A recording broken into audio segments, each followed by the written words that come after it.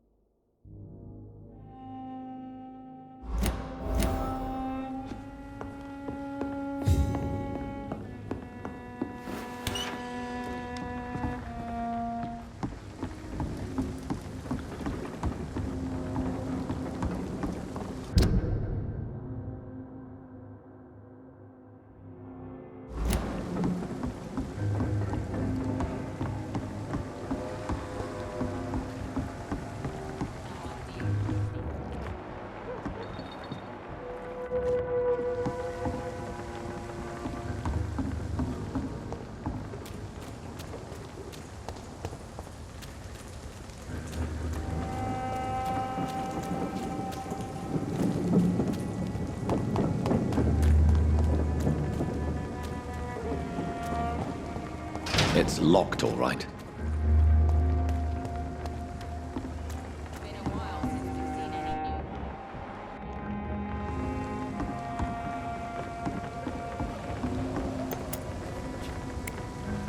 Good evening, sir. Who the fuck are you? Don't you see I'm busy here? Dr. Jonathan Reed, that's who I am. And who are you? Ah, some fancy gentleman we've got here. Clear off. We don't want strangers on our streets. So you won't tell me your name, then? The name is Booth Digby. Maybe I'll ask my boys to break one or two of your bones, just so you remember it.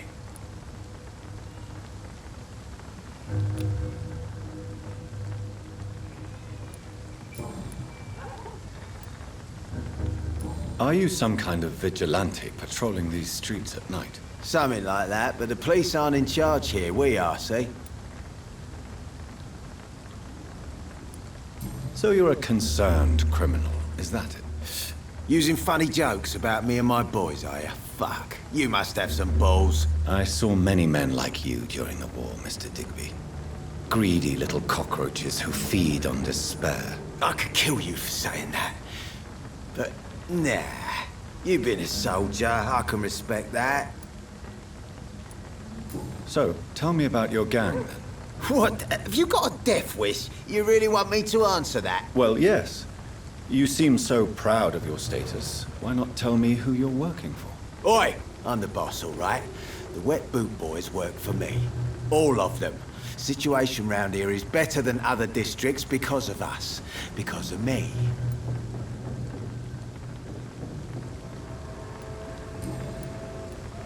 What can you tell me about this part of town? Things ain't that bad, thanks to us. We give people what they need, and we control this borough. Well, you're not doing a very good job. People are still dying here like everywhere else. Yeah, well, we can't be everywhere all the time. And Edwina says if we can find more guns, we could be more efficient. More efficient? Really?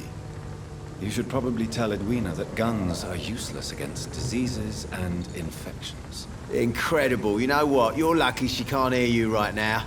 She's more smart than patient. My sweet queen of the docks.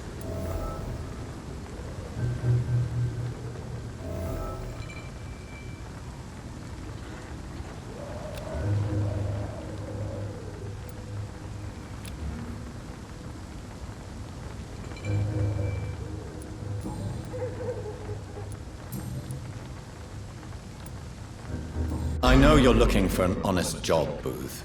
You're tired of this criminal life, aren't you? It's just an idea. Edwina loves to run things so much. You can never really leave the gang. Wet boys for life, you know?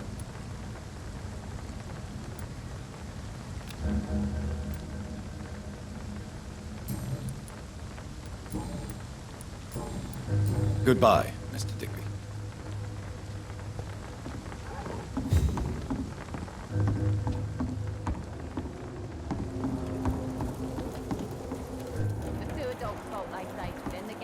Epidemics, everyone's throwing the blame.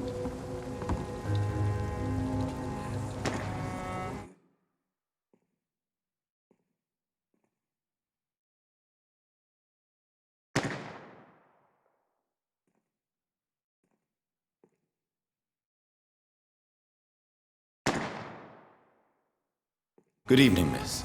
I am Dr. Reed. May I ask you a few questions? Who are you? What do you want? As I just told you, I'm a doctor. From the Pembroke Hospital, actually. The Pembroke Hospital, you say? I ain't paying any bill left by Clay. I'm not here to collect payment, Miss... Miss Edwina Cox. So what do you want then? Fancy buying something from me, maybe?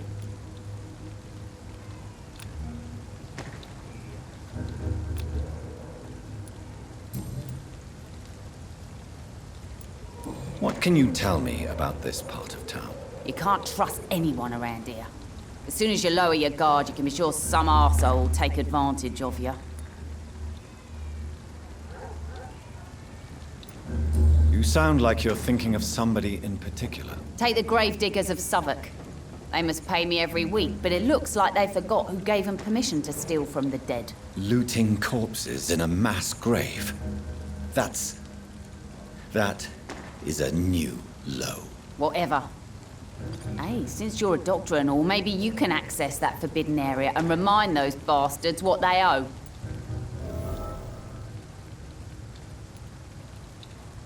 Really? Don't you think that's a little bit excessive? Bastards, all of them. This region only responds to violence and threats. What can you tell me about your work? I'm a businesswoman. I buy and sell things, and I send my wet boot boys after anyone who don't play nice with me. Gang member and shopkeeper. Can't be easy running double shifts. If you're interested, I may find use of a doctor who can freely walk across the city, you know.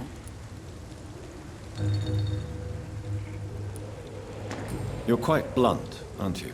I like people who know what they want and say what they think. This is a time of great opportunity for those ready to embrace their destiny.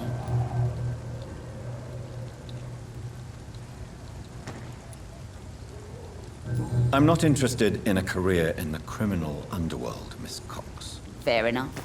Stay away from us then, if you don't want to get hurt or worse. Since my return from the war, I don't feel that concerned by threats, knives, or even bullets, if you must know. That's exactly what that stupid trade unionist claimed after he attacked one of us. Booth and I reminded him a bullet beats words every time.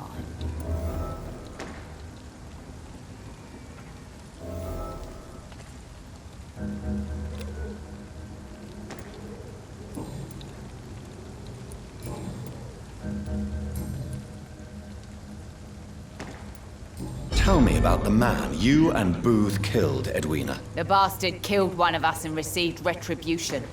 There's nothing else to say. And your conscience is clear.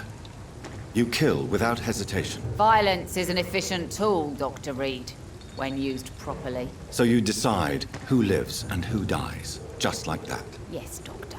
Just like that. I'm not saying it's fair. I'm saying it's my way of dealing with troublemakers. What happened exactly? I don't know, and I don't care. One of ours was killed by that communist bastard, but he didn't brag for long. So you have no idea what really happened, but you executed him anyway. No one messes with the wet boot boys, Doctor. This is our territory, and this is our law. Booth Digby looks at you with love-struck eyes. Tell me, Edwina, is the feeling mutual? You have no idea how refreshing it can be for a woman to receive all the pleasure she needs. For once. I'll take your word for it. What is it, Doctor? A woman's not supposed to talk about these things.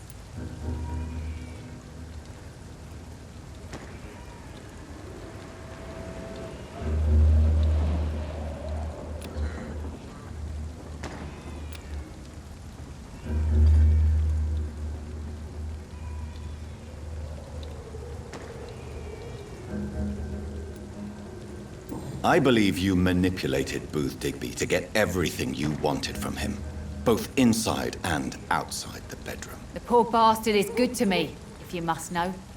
He makes me feel good. And that's a first. So you're just like any other couple, after all, are you not? Yeah, we're so ordinary that I'd put a bullet in his head if he ever cheated on me.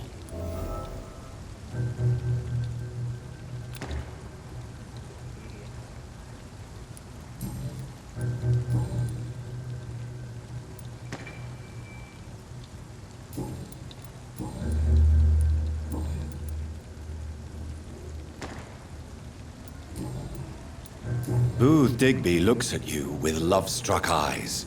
Tell me, Edwina, is the feeling mutual? You have no idea how refreshing it can be for a woman to receive all the pleasure she needs. For once. I'll take your word for it. What is it, Doctor? A woman's not supposed to talk about these things. I believe you manipulated Booth Digby to get everything you wanted from him, both inside and outside the bedroom. The poor bastard is good to me, if you must know. He makes me feel good. And that's a first. So you're just like any other couple, after all, are you not? Yeah, we're so ordinary that I'd put a bullet in his head if he ever cheated on me. Can I see what you have to sell? As long as you have money, I'll show you all I have.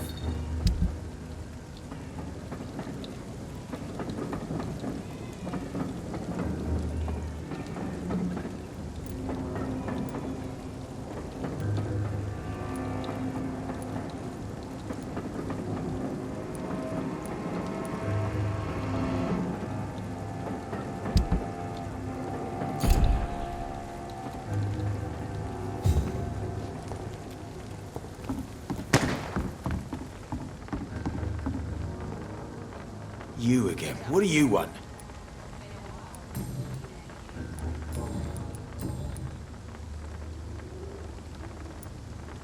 Tell me about the man you killed, Booth. What happened? One of us had been killed, so we had to retaliate. That's the whole story. There has to be more to it than that. No, really, one of us got killed, so the killer had to die. That's how things have always been done round here. No one gives a shit.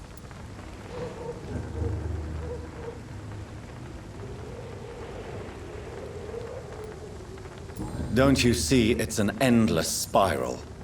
One day, it will be you who will be stabbed, or shot, or worse. That's what my sweet Edwina always says, that one day I'll get it too. But she says it with the most beautiful smile, my Edwina.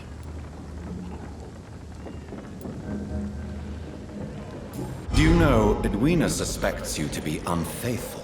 Edwina's the one who asked to be called Mrs. Cox, even though Clay hadn't touched her for such a long time. You have not answered my question. She's a passionate woman. I've no doubt she'll shoot me down if I ever betray her, but that's not going to happen. I love her as she is.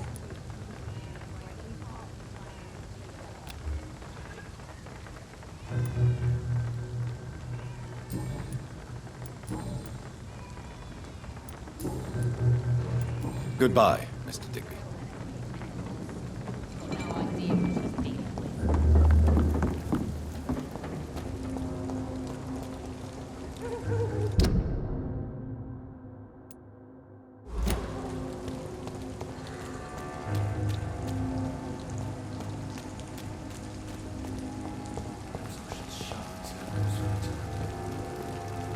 Good evening, sir. Whatever. Don't you recognize me? We met a few nights ago. Don't take it personally. I spent a lot of energy forgetting what I did the night before. Yes, you had definitely drunk too much then as well. I'm Dr. Jonathan Reed. I'm Dyson Delaney. I'll try to remember you. This time.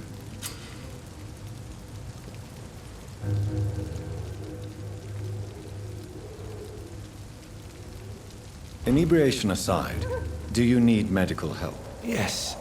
I feel sicker than usual these days. Take this, then. And perhaps you could try to slow down the alcohol intake, too. Hey, Doc, you don't really want me to stop the only remedy I can afford.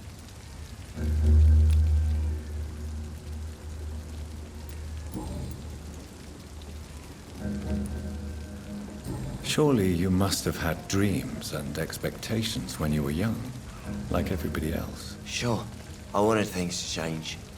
To really change, and to change for good. The bigger the dream, the harder the fall.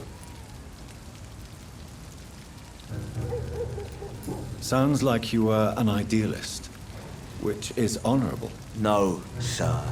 I was an anarchist, and I believe that exclusive property is a robbery in nature. I wanted a new world to rise from the ashes, Dr. Reed.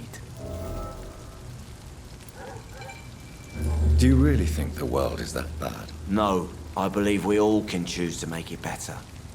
But most of us are too weak, too corrupt and too guilty. I failed for sure, but others will come. I want to know more about your past as an anarchist, Dyson. I'm still an anarchist, Doctor, make no mistake. I just reject violence as a tool to change the world, unlike my comrades. Do you believe in a bloodless revolution, then? I do not believe in much anymore, Doctor. But I'll admit I like your idea of peaceful change. I like it a lot. Do you still see your comrades, then? Even if you don't agree with their methods anymore, I mean. No. I hope they'll come to share my point of view one day. I'll raise my glass to that splendid idea.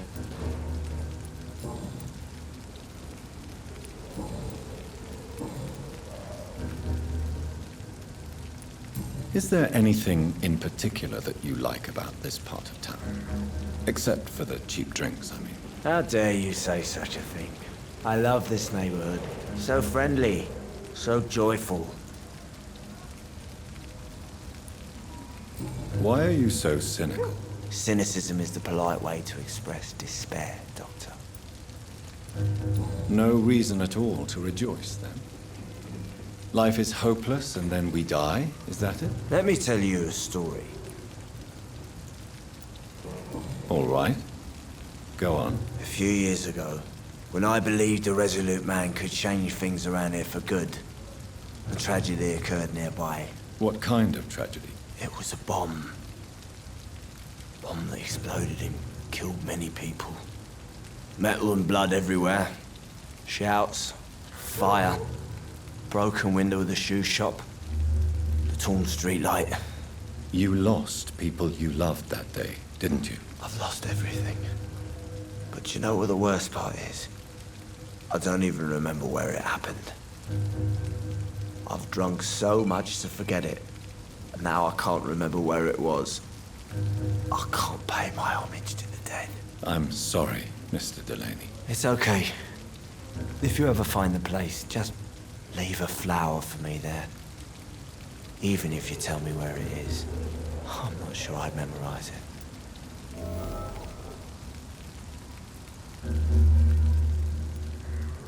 What do you do for a living, Mr. Delaney? I drink. I drink in the morning and at noon. I drink at night. And then I drink some more. Why do you drink so much? Maybe it's because I prefer dying slowly. Death can be so abrupt.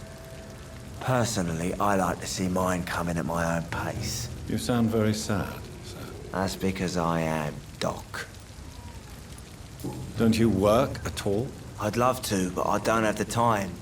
Didn't I tell you? Drink in the morning and at noon. I'll drink at night.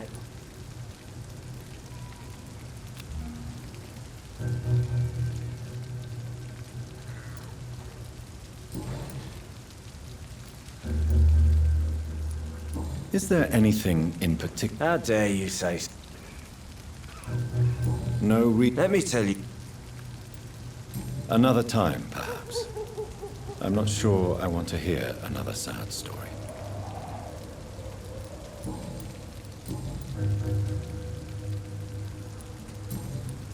Goodbye, Mr. Delaney.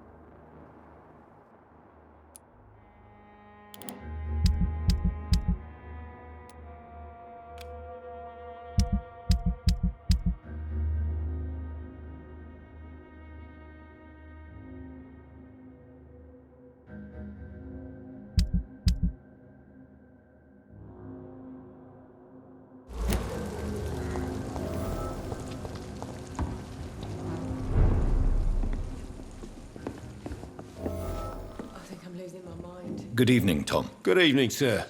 How are you tonight? Back to the docks, are we? You remember me then? Of course I do. You're that man who seemed so lost when he entered my bar a few nights ago. Thank you for your hospitality. I'm Jonathan Reed, by the way. I'm still Tom Watts. Welcome back, Doctor.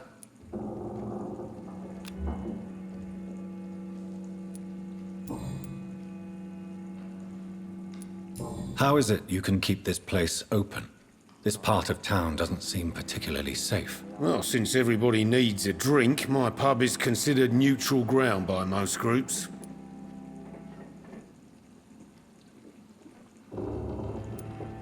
You're something of a figurehead around here. I'm only pouring alcohol for everyone to forget their troubles. Sean Hampton is the one giving them long-term hope. I see. So you get pressure from all sides about how this place should be run, do you? Or something like that. Nothing that a few wise words and a bottle of gin can't solve. Since I'm here, is there anything I can do? Well, perhaps, Doctor. Peace partly depends on my stock of gin. With the epidemic, my supplies are running low. How could a physician help you in this matter? I have a small warehouse just past the quarantine line. Perhaps, with you being a doctor, you could go there and come back? Doctors aren't immune to disease, you know. Very well. Show me where it is. I'll see what I can do. Oh, thank you, sir. Here's the key to get in. You're about to save many dry throats.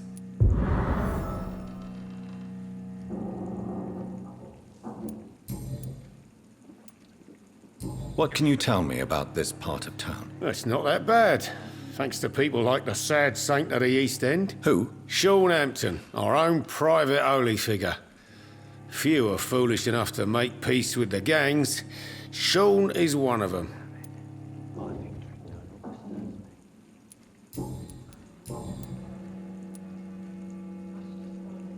Sabrina seems very fond of you, Tom. I like her too, I really do. I know I'm her boss, and I'm much older and all, but I like her for sure. What is bothering you then? Sabrina is an angry one. She wears it like a coat. I'm not sure I can make her shed that anger. It hurts to see her like that.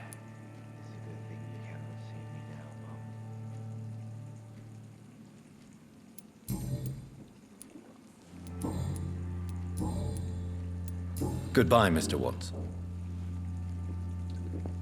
Times like these, a good drink's just as likely to cause a problem as to solve one. Not long ago. Evening, miss. Well, I never. That's a first. Customers who make that much mess rarely come back. Never mind in fancy togs. I'm much more myself than when we first met. By the way, I'm Jonathan, Dr. Jonathan Reed. Welcome back to the Turquoise Turtle then, Doctor. I'm Sabrina Cavendish. How can I help you?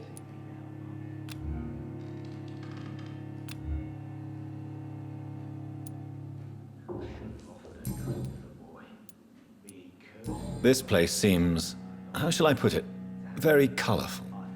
I'm sure it has plenty of stories to tell. We get people of all sorts here. It's that rare place in the docks where you can have a drink without being murdered. At least it's not happened yet. Your boss must be quite the negotiator to force such an agreement. Yeah. Tom's a great bloke. Mr. Hampton, who runs the night asylum, he's the only other man that's able to keep peace around here. So this bar is neutral territory then? Yeah. Tom's convinced this is something the locals need. No one ever draws a weapon here. That's one of the reasons I accepted the job. What can you tell me about this area? People don't appreciate that line of questioning round here. You best be more careful with what you say, sir. You look concerned, Miss Cavendish. This is a bad borough. Most people I know are afraid. Most locals will rob you blind, or worse. You best mind your step.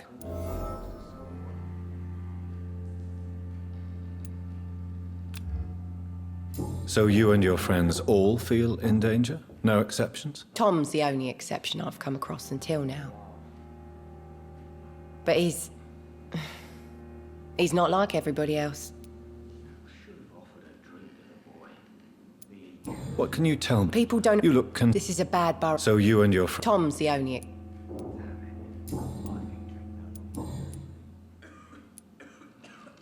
Excuse my curiosity, but where exactly are you from, Miss Cavendish? Something bothering you? What, my name? Or my complexion?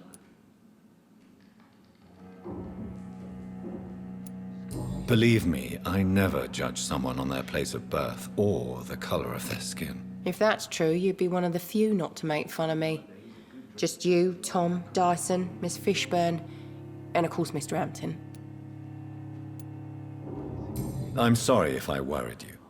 I was just curious to find out if you know this part of town well. Nosy. My dad was a sailor from Bombay, and my mum was a maid born up in Glasgow. They got married in London. And here I am.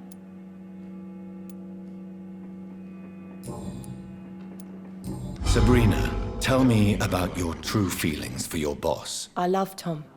Not ashamed of it. Don't care if the customers joke about it, neither. Who's mocking you? I mean, we're always together. People will talk, won't they? Does Tom love you? Yeah, but he's always reluctant to take it further. It's not because I'm younger, or because of the colour of my skin. He hates jokes about us.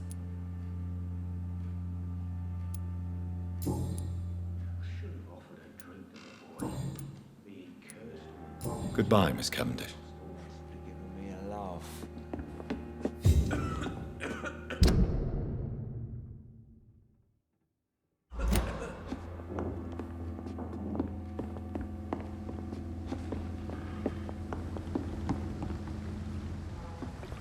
Poor Jack. He didn't deserve Perhaps this. I should shut the turquoise for a time. Damn it. I think drink no longer stirs me.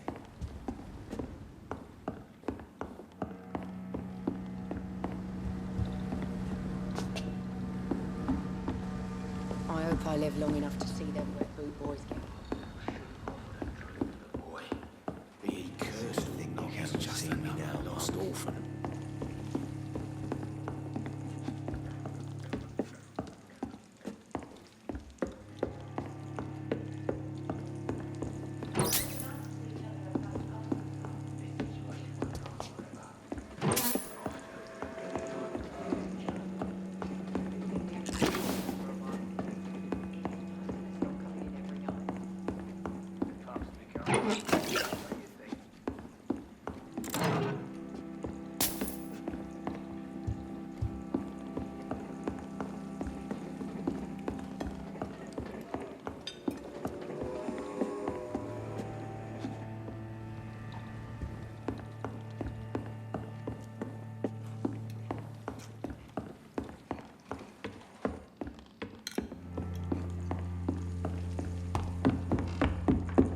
I cannot enter.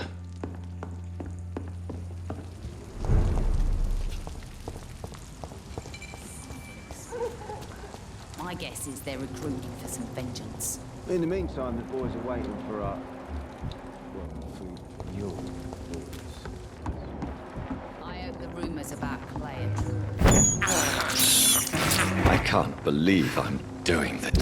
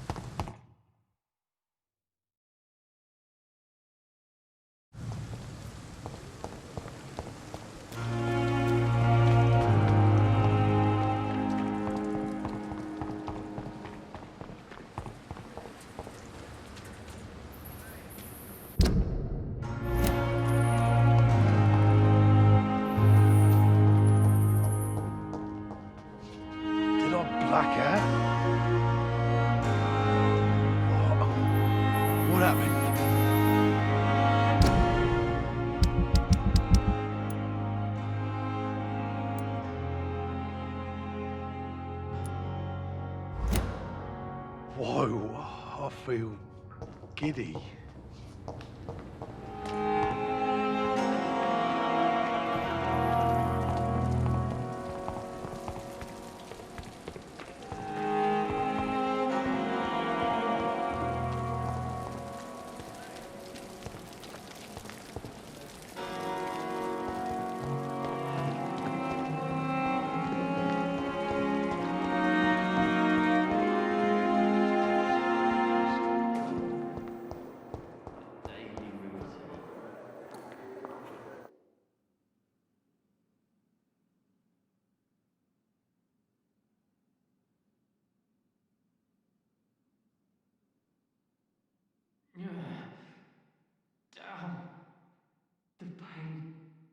Good evening, Miss Howcroft.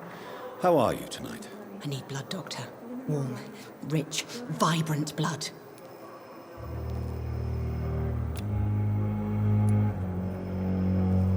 I have made inquiries about the men who were tracking you, Miss Howcroft. I did not expect a mortal to have this sort of courage. Speak, Doctor. Why are they hunting me down?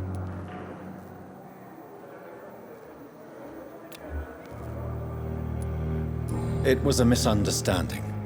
These hunters were in fact looking for a very different creature, but they mistakenly put their sights on you. I knew it.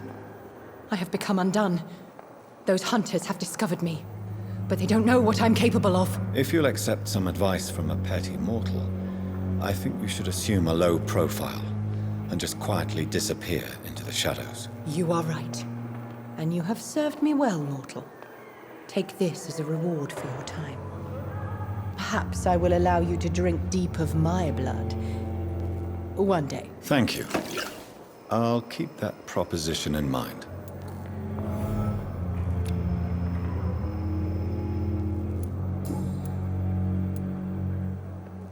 Tell me, Thelma, what do you really know about vampires? I saw one and he saw me. I watched him hunt and kill. I saw his terrible wounds heal as his victim died. And then I knew I was saved. You mean you actually saw a vampire? Here in London? Yes. And it has been the answer to my pain. I must drink and kill to regenerate my decaying body. I am a vampire too.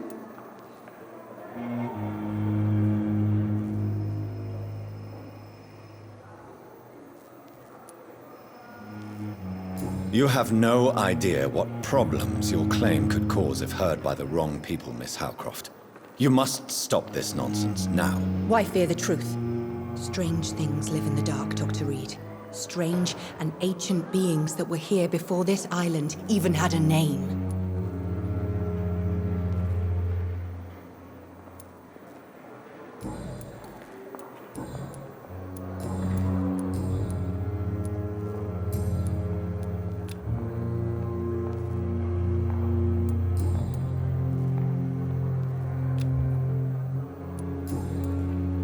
I'll leave you, Mistress of the Dark, to your nocturnal activities.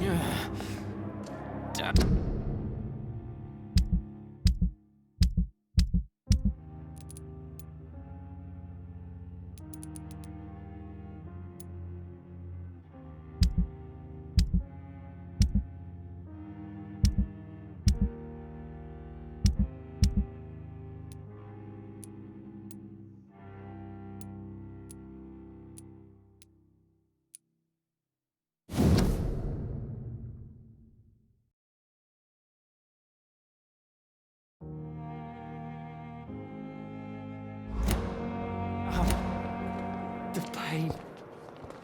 It's here again. I wish I could be sick again. Good evening, sir. Feel my blood. Can I help you? Unless you're here to fix my face. No.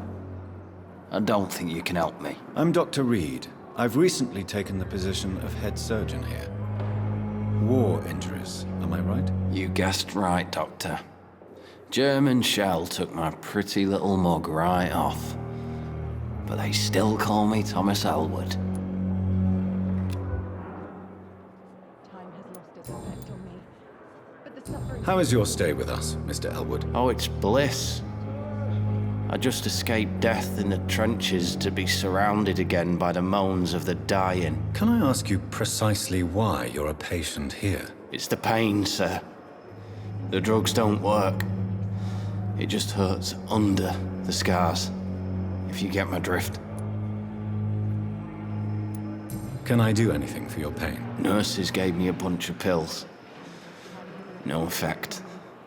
Told you.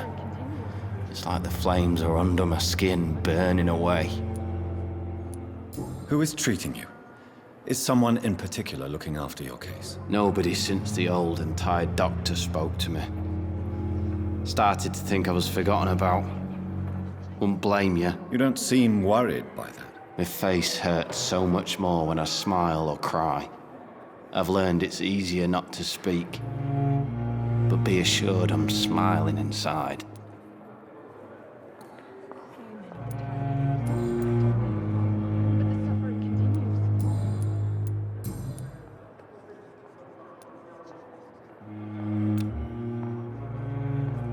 Where were you stationed, sir?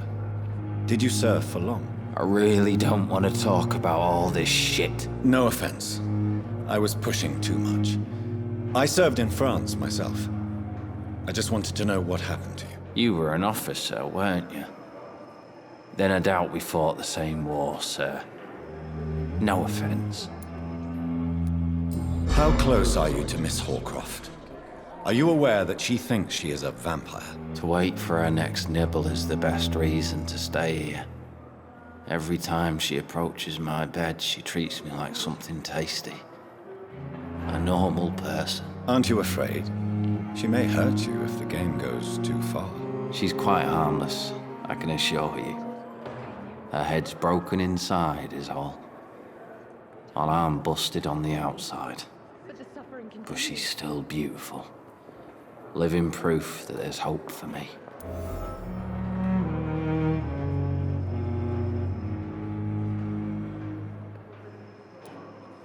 You do realize she's mentally disturbed. It's called the Cotard syndrome. She truly believes she's a vampire. In her madness, she never refers to my scars. And frankly, if I could, I'd join her world. It seems much more fun than the real one. So do you let her bite you? You know that's not sanitary. And why not?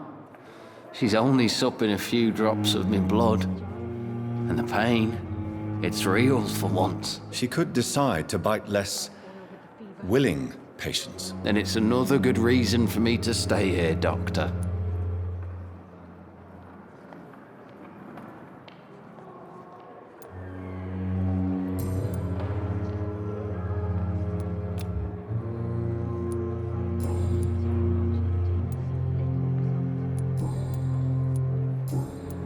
Goodbye for now, Mr. Elwood.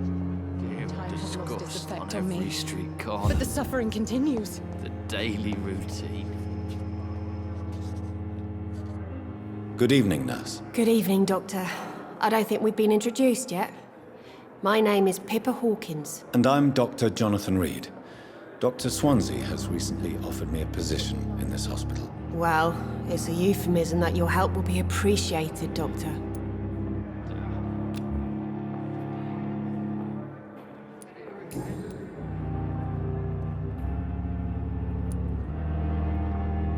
How would you describe the situation at the Pembroke Hospital? It's serious. The flu is wreaking havoc amongst the staff and patients. We are running out of everything. Nurse Hawkins, the Spanish flu won't last forever. Even the Black Plague didn't kill everyone. I wish I could believe you. But what if this epidemic was worse? What if in the end, nobody was spared? You must get a hold of yourself, nurse. Sorry, I'm exhausted. No one has any idea when this epidemic will be over.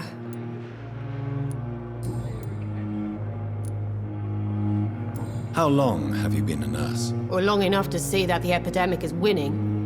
And no matter how qualified you are, don't tell me you'll change that.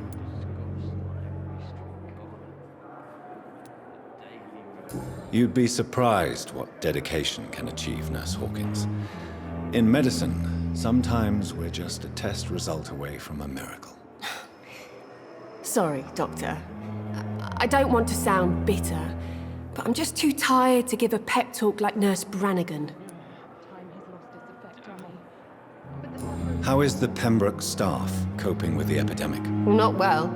Milton, the ambulance driver, is even more grumpy than usual, especially concerning doctors. Why is Milton grumpy on a daily basis? Is it just an act? Milton's not the kind of man who's bothered about a bad reputation, whether he deserved it or not.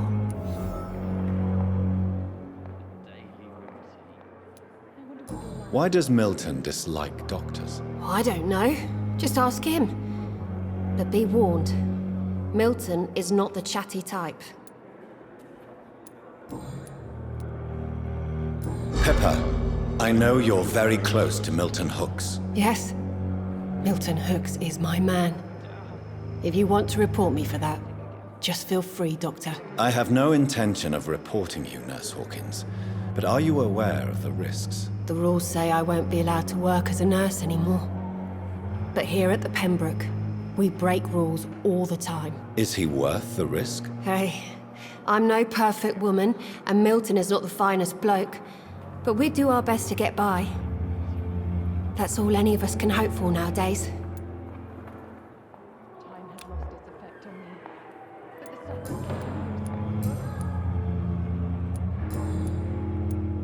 Goodbye, Nurse Hawkins.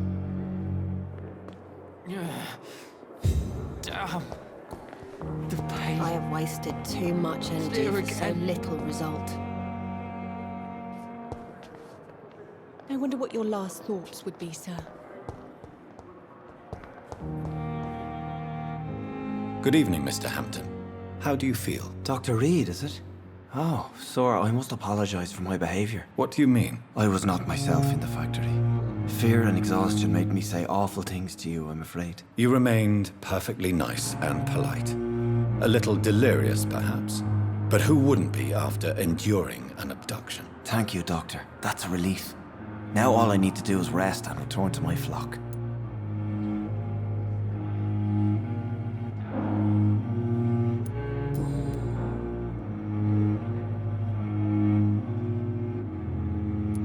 How did you end up in William Bishop's den? I had received alarming news about his recent behavior. I went to his place and he refused to let me go. Why did he abduct you? William was an alcoholic. His addiction suddenly changed to blood. I don't know why. Just like a patient I met here. This Miss Hawcroft. You dared to enter this awful place alone. You're a hero, Mr. Hampton. Or a fool. I'm just a man trying to help his friends, Dr. Reed. William Bishop was a conflicted soul, searching for light. Do you know Tom Watts, the bartender from the Turtle? I met him before I found you in the canning factory. Tom? Yes, of course. Always the helping hand, good old Tom. Without men like him, corruption and despair would have wiped out the East End long ago. People are still in despair. How could it be otherwise? The authorities have left us all to rot in this contagious nightmare. No drugs, no advice, nothing. It's a damn shame. Who should I avoid in this part of town, then? Any particularly evil figures? Not really. Most men and women are just doing their best. And it's not my habit to speak ill of people I know, Doctor. What is the general situation in the East End docks? The situation has always been tough, with a lot of tensions between the gangs and the dockers' trade union. The wet boot boys are very nervous since they lost their leader. Who leads the gang now? Since Clay Cox went missing, it's his wife Edwina who runs the show, with the assistance of her minion, Booth Digby.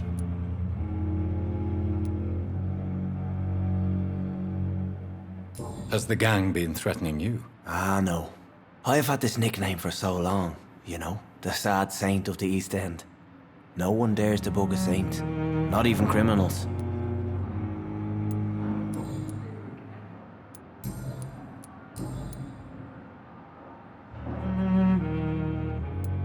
How do you feel, Mr. Hampton? Medically speaking, I mean. I feel exhausted. Beyond exhaustion, actually. William drank so much of my blood in his madness. I feel empty. You're in good hands here. Dr. Swansea is well versed in blood transfusion, and I'm sure he'll take the best care of you. Thank you, sir. I believe all I need is rest. And then I can go back to the people who need me.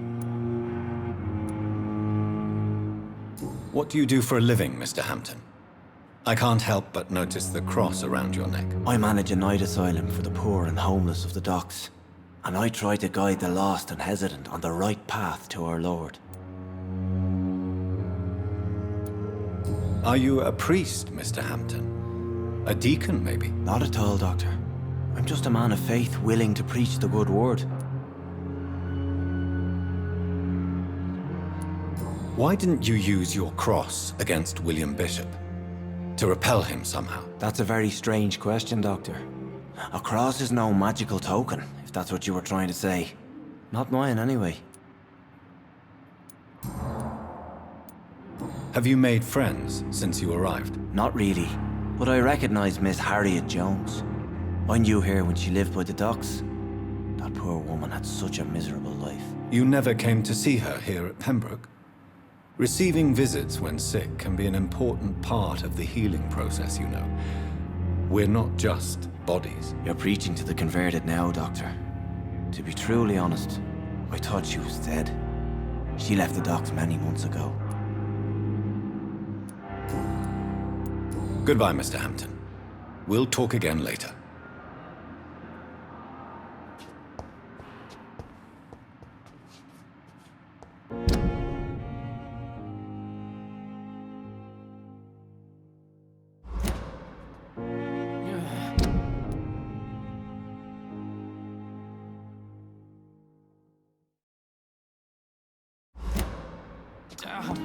It's locked. It's here again.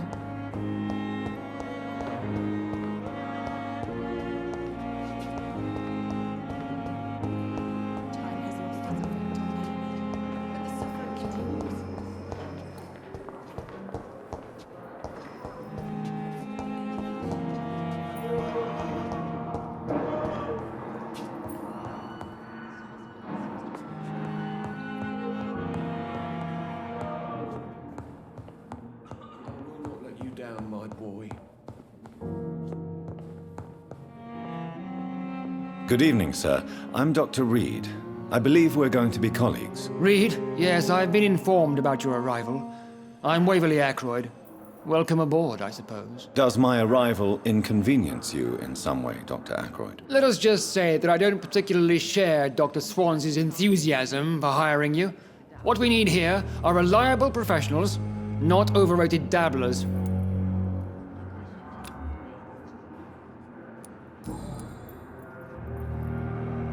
If you have a problem with me, Dr. Ackroyd, please feel free to tell me. Dr. Swansea has imposed your presence on this hospital without asking anyone's advice. The benefit of his position. But I don't agree with it. I know we've never met before, but I believe this hospital could use all the help it can get. You will agree with that, I'm sure. Oh, but I have heard about you, Dr. Reed. Of course, you can't say the same about me, since I have not wasted my time courting the press.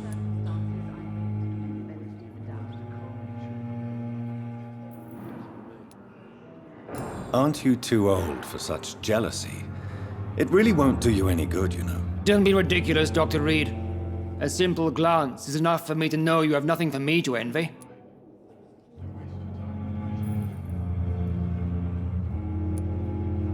Since your tenure in this hospital is longer than mine, perhaps you can tell me more about this place. Let's just say I'm tired of the carelessness around me. I have always respected the skills of Dr. Swansea, but over time his enthusiasm has become displaced. Carelessness? Exactly what are you talking about? We're here to save lives. The people who trust us are not volunteering for experimentation. They're here to be healed. I don't intend to run any radical experiments, Doctor. Even if I, as any good practitioner should, express an interest in pushing the boundaries of medical research. Modern medical methods were created through audacity and ego. But there are rules in our line of work, and they're here to protect our patients.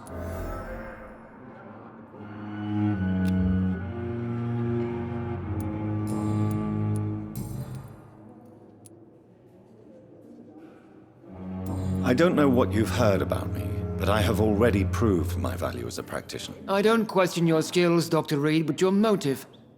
Is it money, fame, or are you truly dedicated? And what exactly is that supposed to mean? I served in the war just like you.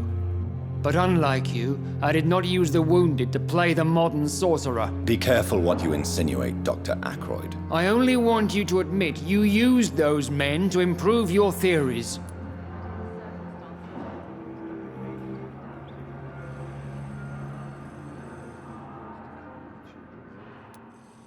This is ridiculous. My blood transfusion technique saved many lives, and you know it. You see?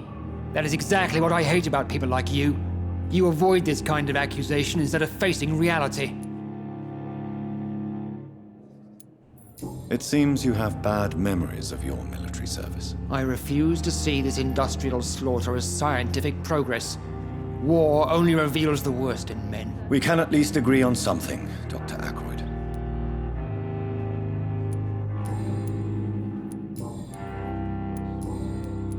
Thank you for your time. We'll talk later. I never could keep anything from her.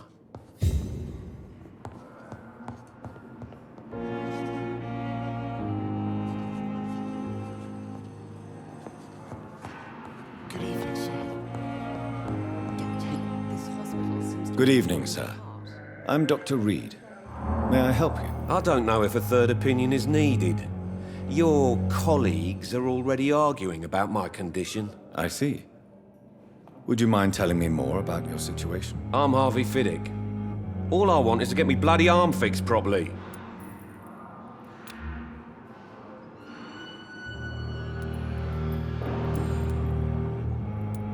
Tell me about yourself, Mr. Fiddick. I'm just a regular guy waiting to get his arm fixed, so I can return to work and to my family. I was more curious about what you were doing before being hospitalized. I'm a carpenter, and a good one too. But that means I need both arms to feed my family, Dr. Reed. Are you satisfied with your treatment here? Well, it's clear that I've chosen a bad time to be injured. Forgive my bluntness, but you seem overwhelmed by cases of the flu. I won't lie to you about it. I'm afraid we are. Are you sure you don't want to operate yourself, Dr. Reed? I have the feeling you're very capable. And your colleagues seem to think so too. In other circumstances, you would be right.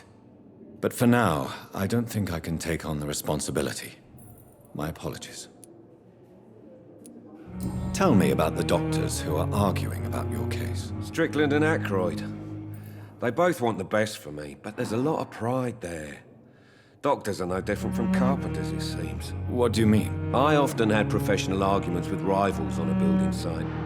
Difference is, I disagreed about wooden nails, not flesh and bones.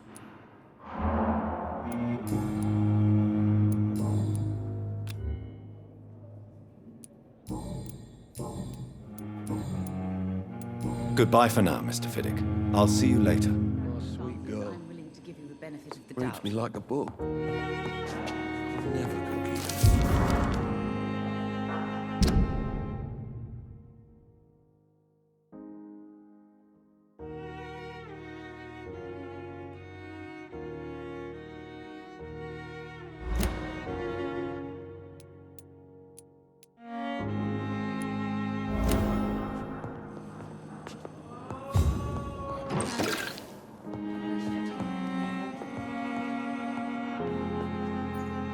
Good evening, Mr. Fiddick. Good evening, Dr. Reed. You seem worried about the safety of your family.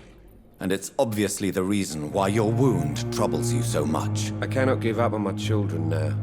They both need me living. What about their mother, if I may ask? She died in 1915 during one of the first Zeppelin raids. We never found her body.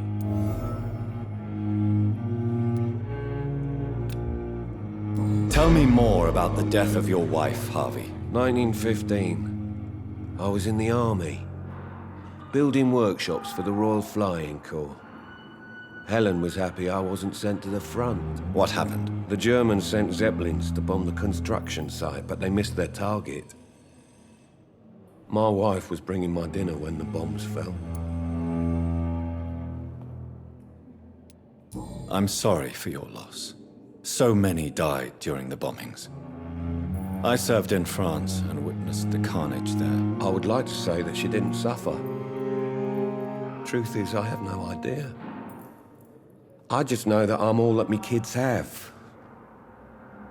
Poor little bleeders. How are your children after losing their mother? They were smaller then.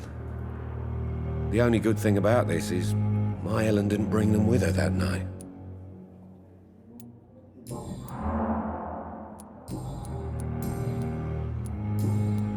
Goodbye for now, Mr. Fiddick. I'll see you later. My sweet girl. Don't waste your time with reads me like a book.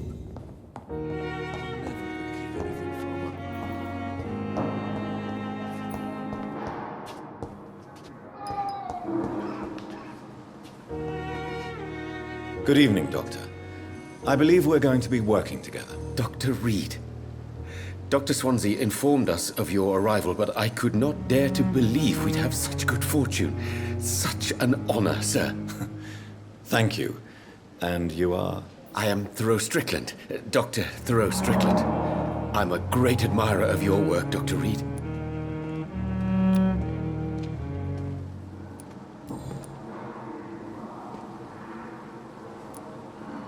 Please, could you tell me something about yourself? I'm a great admirer of your work concerning blood transfusion, Dr. Reed. I run my own experiments. I'm convinced it's the future.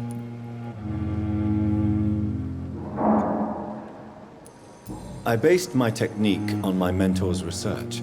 He helped me perfect my method. What is yours? I'd rather not talk about it. For now, it's just theories and first approach. My process is purely experimental and unsuccessful. As long as you're cautious and methodical, you may remain empty-handed, but you won't fail. You're not the first one to warn me, but I am convinced knowledge is the main weapon against the ravages of this epidemic. What made you choose to be a doctor? I'm not ashamed to admit you and your work have inspired me. I am honored to have the opportunity to work by your side.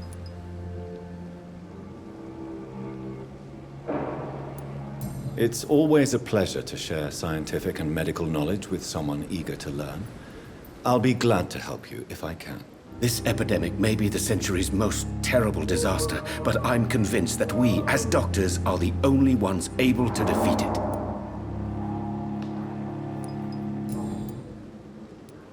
What can you tell me about the Pembroke? Well, it has always been an honor to work with Dr. Swansea.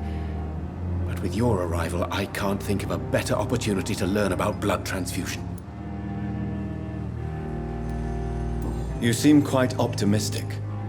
It's a rare and precious attitude in these difficult times. I'm convinced that this epidemic is a test of endurance and dedication for us men of science. Questions remain about our capacity to resolve the situation. True.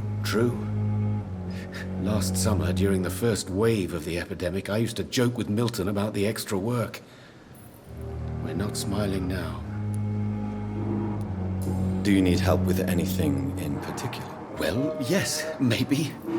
I'm waiting for a batch of products I ordered for my personal research, yet my supplier seems to have vanished. Do you want me to play the errand boy for you? Oh no, Dr. Reed. But if you went personally to his shop, what with your reputation and all, he wouldn't dare to refuse the products I need. I see. Well, give me the address, for I may pass by if I have time.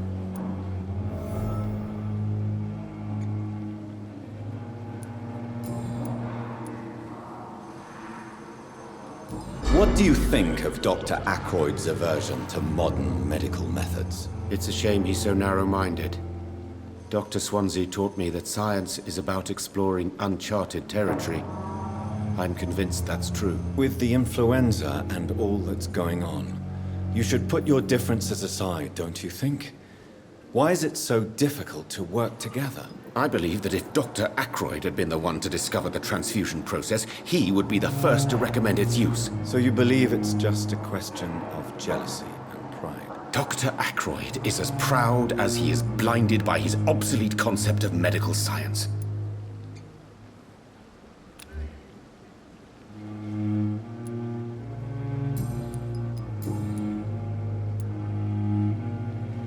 Tell me more about your willingness to experiment with new medical techniques. Harvey Fiddick is a patient suffering from a severe injury that could cripple him if not treated correctly. I'm convinced your blood transfusion technique could help him. What is it you really want? To save him, or to prove your point? Fair question. I want nothing but to save my patient, Dr. Reed. Especially since I know Mr. Fiddick's story.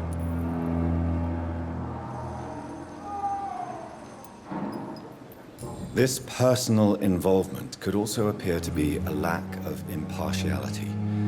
You must know that a good surgeon must remain neutral. I agree. But that does not excuse Dr. Ackroyd's behavior.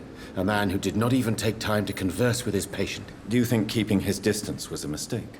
All I know is that I'm taking care of human beings with desires, hopes, and fears.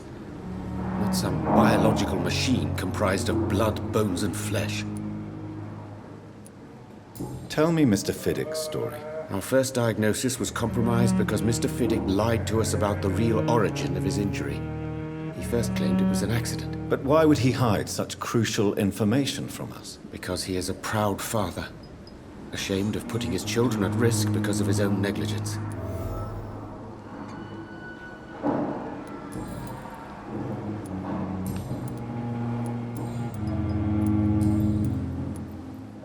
Goodbye, Dr. Strickland.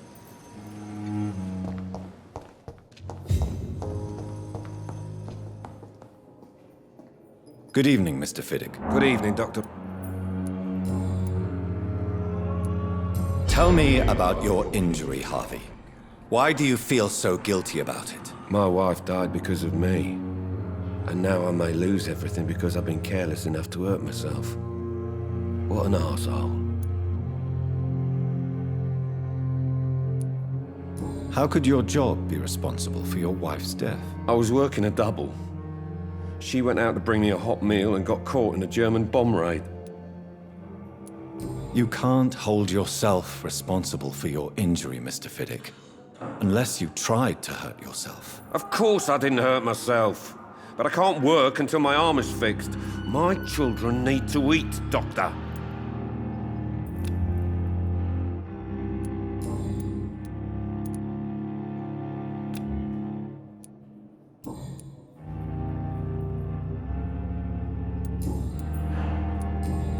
Goodbye for now, Mr. Fiddick.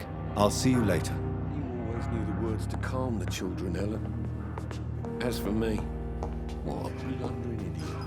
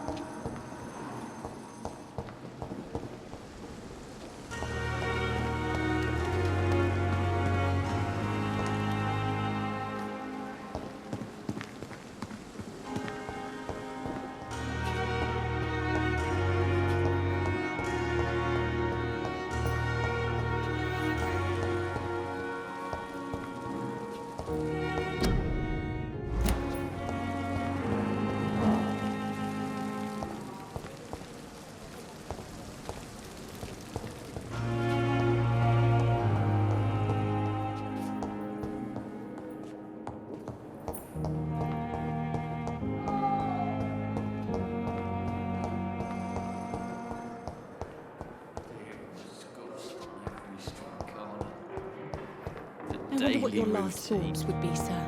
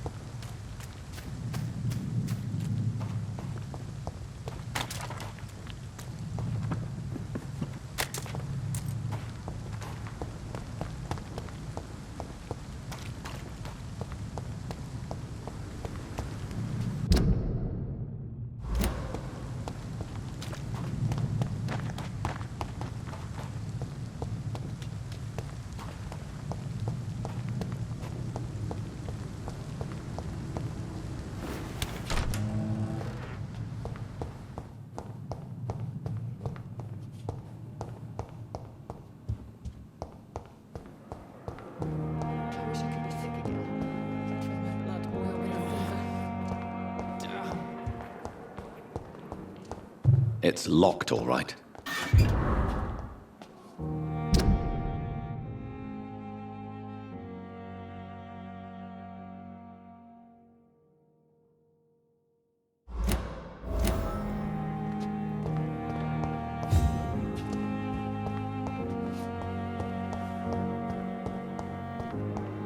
Time has lost its effect on me.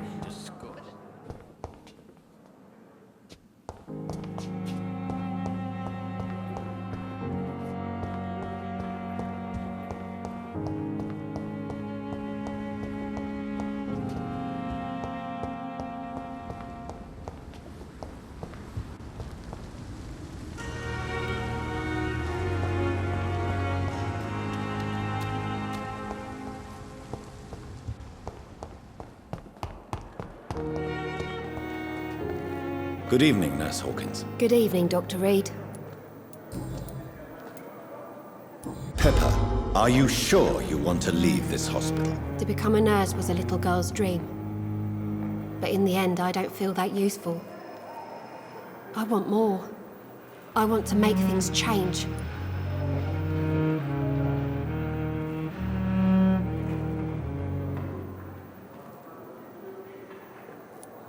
But you're doing something important here. For all the patients who need your help. We save lives, sure. Each time we send a cured patient home, it's a relief beyond words. But since the epidemic, I feel so powerless. What steps are you prepared to take to feel more useful? I don't know yet. My sister believes that the real fight is in the streets nowadays. Maybe she's right. Maybe this is what I must do.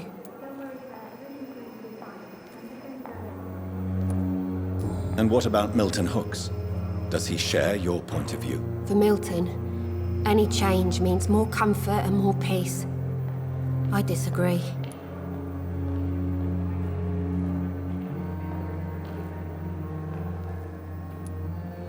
If you feel that saving lives is not useful enough, perhaps it means that you've lost faith. On the contrary, my faith has never been stronger. Maybe we are all just too proud to face up to the fact that science cannot compete with God.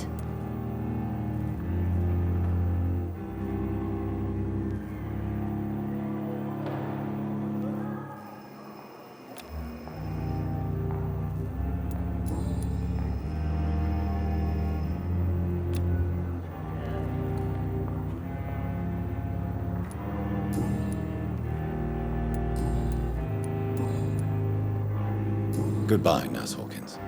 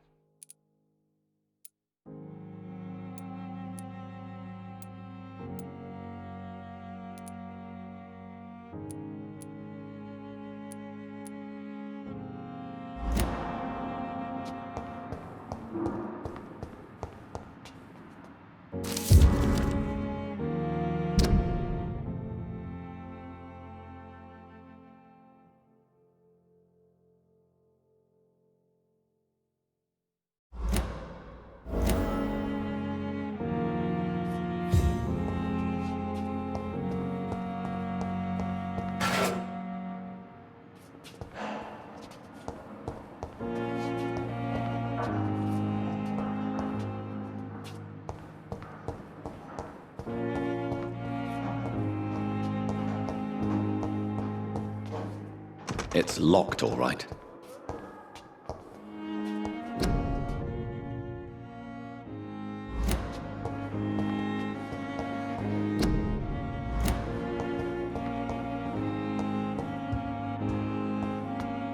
It's locked.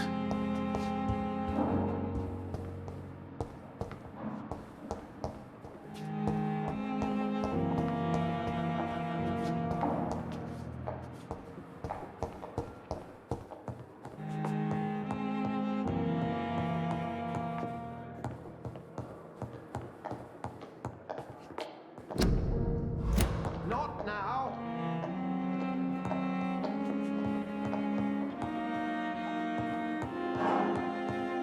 It's locked.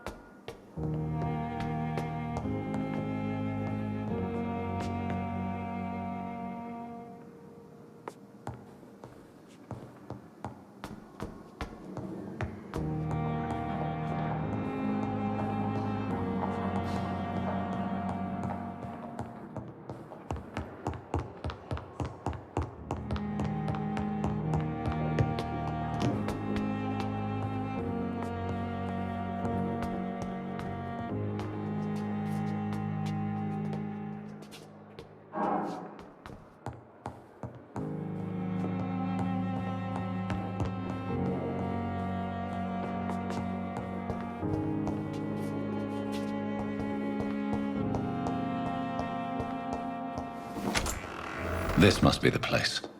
It's definitely away from prying eyes. Relegated to the shadows. A kingdom of my own. At least I won't be sleeping in a coffin.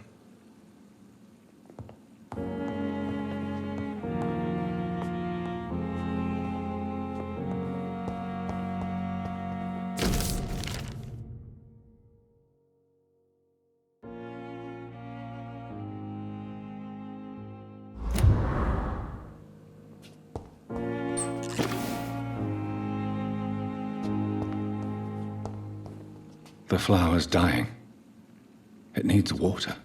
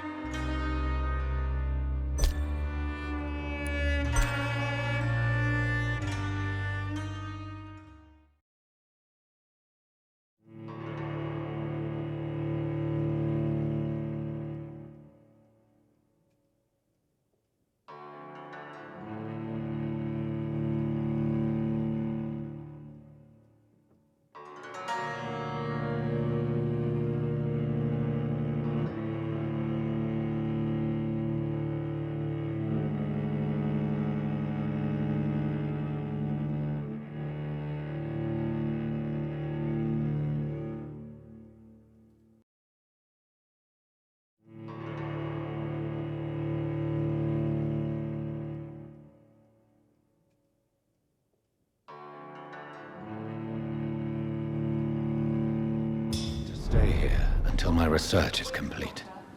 I'd better learn to hide my true nature from the mortals. But what about my thirst for blood?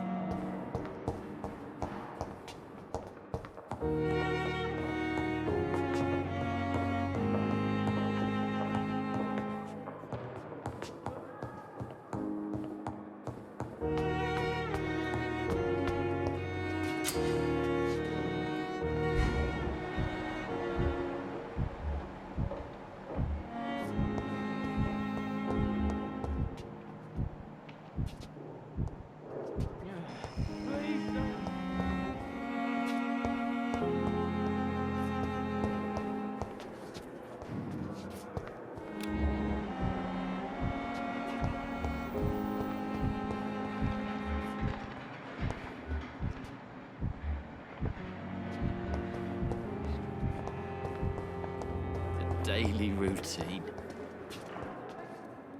Good evening, Mr. Elwood. Evening, Dr. Reed.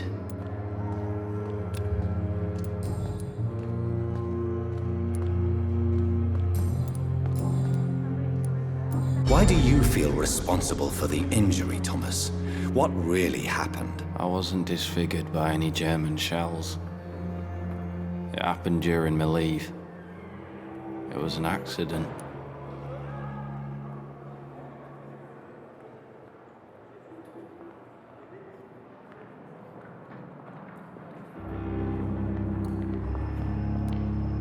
Why lie about it? Come on. It's one thing to come back disfigured by the Germans, and it's another to get injured in an accident that could have happened to anybody.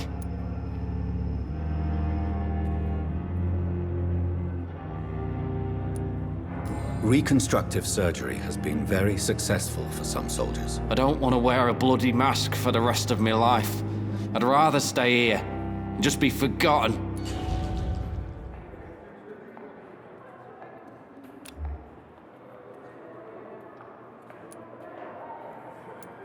Why lie about it? Come on. It's one thing. Reconstructive surgery has been... I don't want to wear... Tell me what really happened then. I went with a whore. In Rouen. Dead drunk I was. The hotel was a shithole. There was a fire that night. Did you start the fire? Were you trying to avoid going back to the front? That's not uncommon, you know. No. It's just that I was asleep when the flames reached the room. The girl was long gone. Bitch never woke me up. Left me to burn.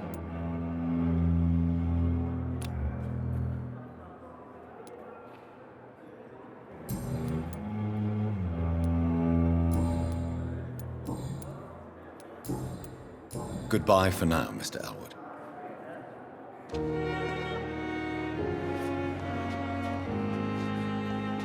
I wish I could have shipped you. Blood oil with the fever. The daily routine.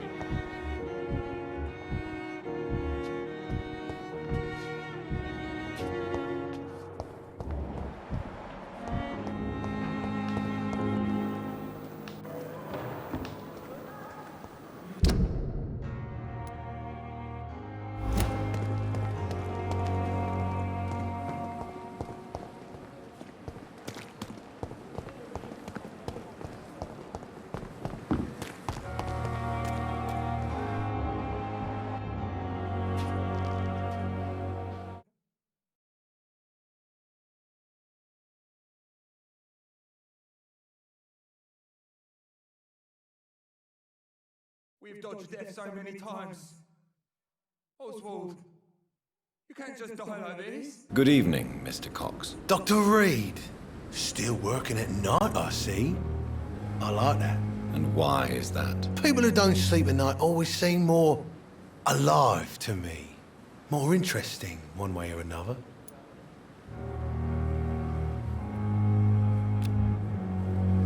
You're lucky to be alive, Mr. Cox. I hope you're starting to take better care of yourself. This place is full of sickness and decay. How could I get better in such a dump?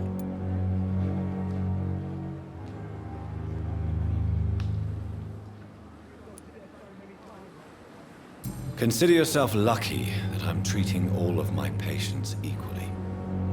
But don't push your luck. Don't play the innocent with me. I'm sure you have good reasons to act this way. And also weaknesses that can be exploited.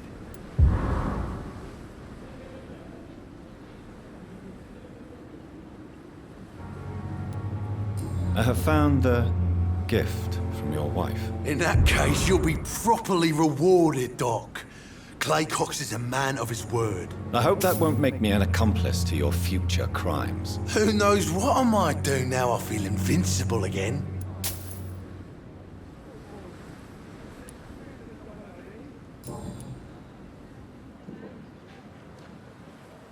Do you ever think about that poor fellow I saw you push in the water? The wound he gave me will make sure I don't forget him. Still fucking hurts. Boss had cut me good.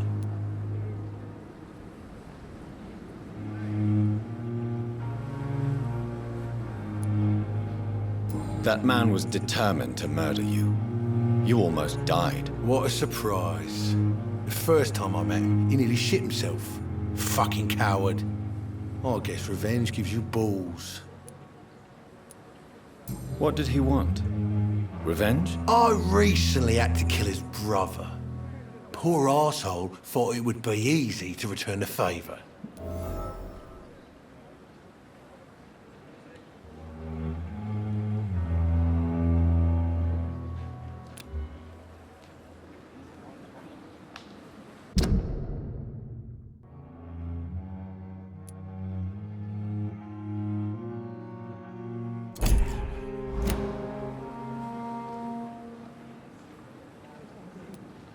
Perhaps you're right.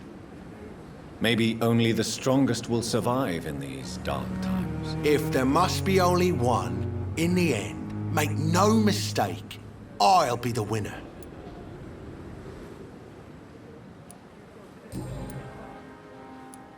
How is your hospitalization going, Mr. Cox? This is a shitty place with shitty staff.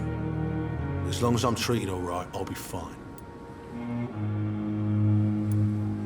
What's wrong with the Pembroke staff. That bastard you sent to bring me here, Milton. I thought he was going to break all my bones before I reached my bed. I see. Any other smart comments? The nurses aren't too ugly. Especially that foxy one, Nurse Crane. Pretty brunette, tough attitude, all like that. What's wrong with the hospital? Come on, Dr. Reed. The place is a dump.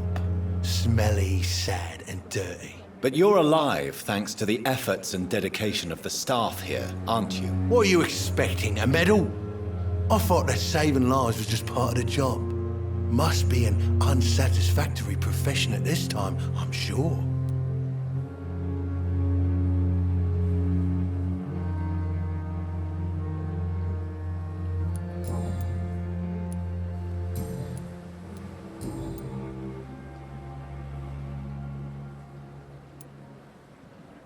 How long do you think you can escape the law, Clay? I know this city like the back of my hand, Doc.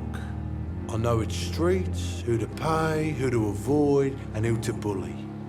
I won't get caught.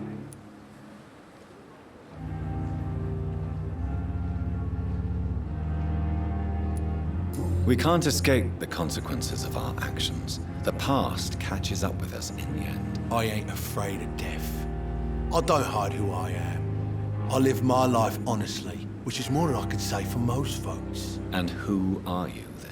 I'm the leader of the Wet Boot Boys. One day, I'll leave this shitty place and punch in the face all who thought I would not come back.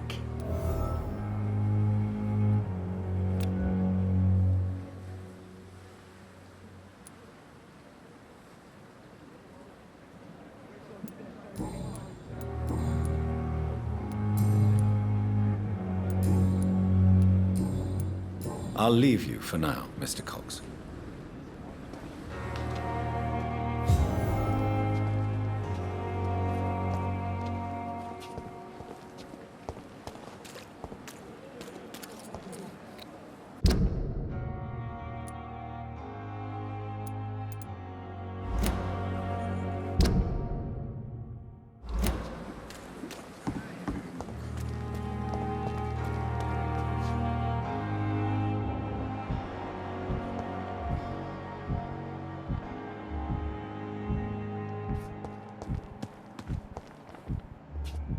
Safer here than anywhere else.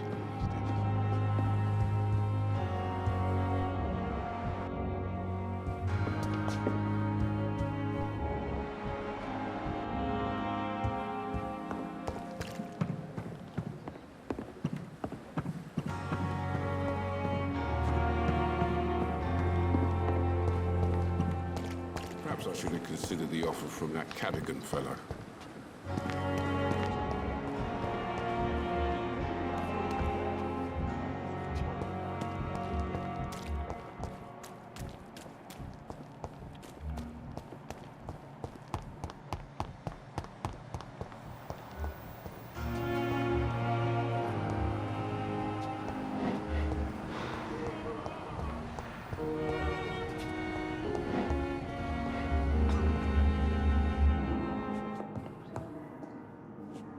My sweet girl. Never could keep anything from her. Yes, Nurse Crane? How can I help you? I'm so sorry. I know Dr. Swansea wanted you to rest, but we have somewhat of a crisis. A crisis, you say? Our supply of antiseptics is nearly depleted. I was hoping there was another box up here, but...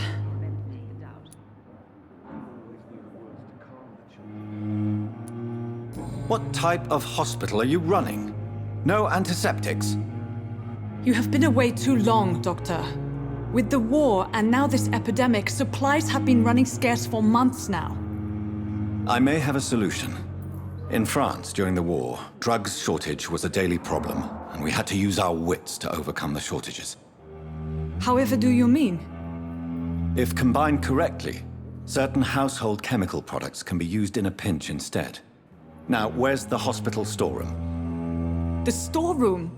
Fat chance. This is the Pembroke, and space is luxury we don't have. Everything used to be stored in the old morgue. Perhaps I should look there first. Where is this morgue? It's the large building behind the hospital. You'll need to go in the back door because it's been sealed off for sanitary reasons. Take this key. It opens a small back entrance at the end of a narrow street. The abandoned morgue behind the hospital. A small door at the end of a narrow street. On my way, then. Thank you, nurse.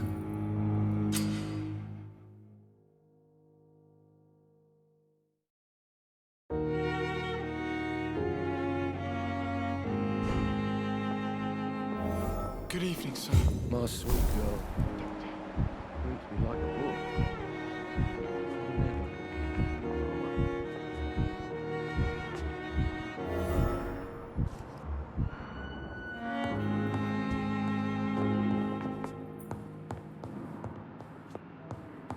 This hospital seems to be falling apart. But in the circumstances, I'm willing to give you the benefit of the doubt. Good evening, madam. Can I help you? It's my son who needs you, sir. I'm Dr. Jonathan Reed. How can I help your son? I'm Beatrice Goswick, mother of Mortimer Goswick. Could you check on him, please, Dr. Reed? I've heard much of your talents as a physician. Good evening, sir.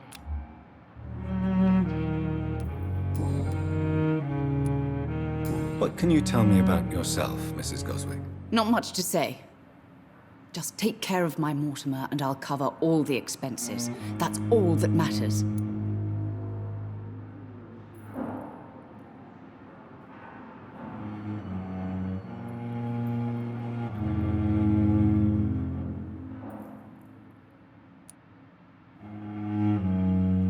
Are you really that rich?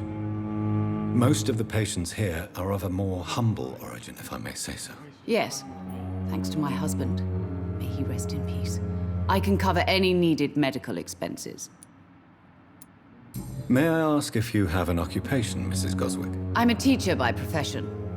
I teach young women who are more ambitious about their futures than their families.